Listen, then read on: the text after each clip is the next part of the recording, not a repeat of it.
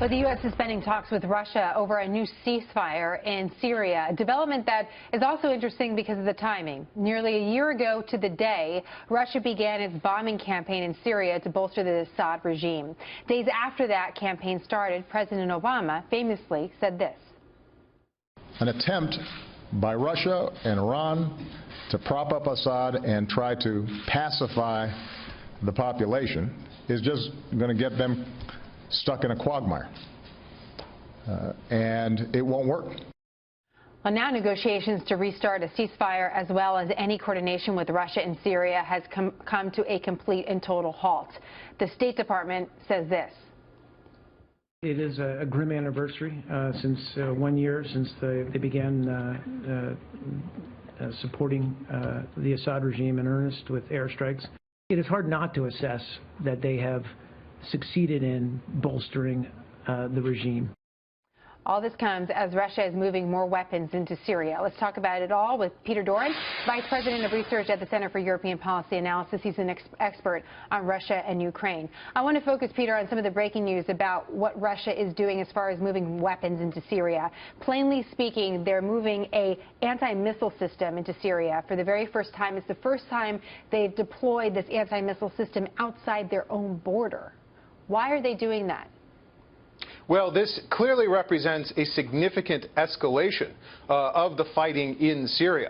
By deploying this particular system to Syria, Russia is attempting to establish a military bubble in Syria, a bubble that will make it very difficult for the United States to project air power into the region. It shows that Russia is anticipating the next step in a possible U.S. military response after the breakdown in negotiations. So Russia is raising the stakes and making the very dangerous situation in Syria all the more so. And just to point out to our viewers, the only powers that have air power inside Syria is the Assad regime and Russia, not who they're fighting on the ground. The only other air power in the region is really us that could be flying into Syria. So is that who the anti-missile defense system is really there to deter?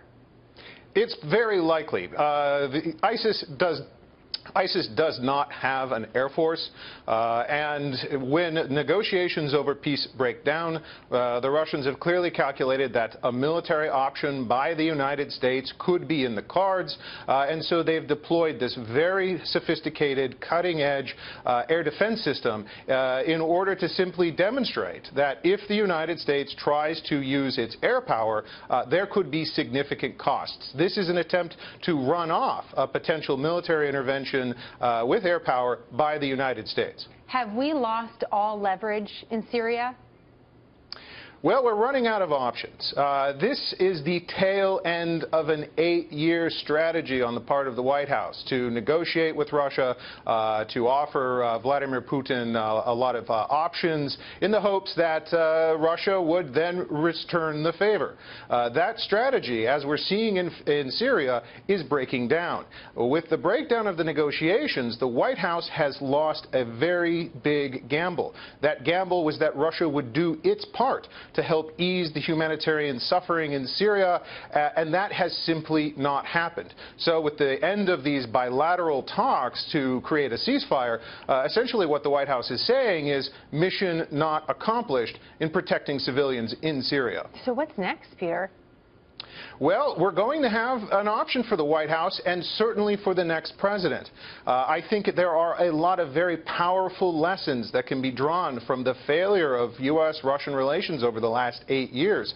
At a minimum, it's very obvious that the Russians will only respond when you negotiate from a position of strength, and there are many non-military options on the table to demonstrate American resolve and seriousness in pushing back against what has become very dangerous behavior on the part of Russia. And where it goes from here is a big question.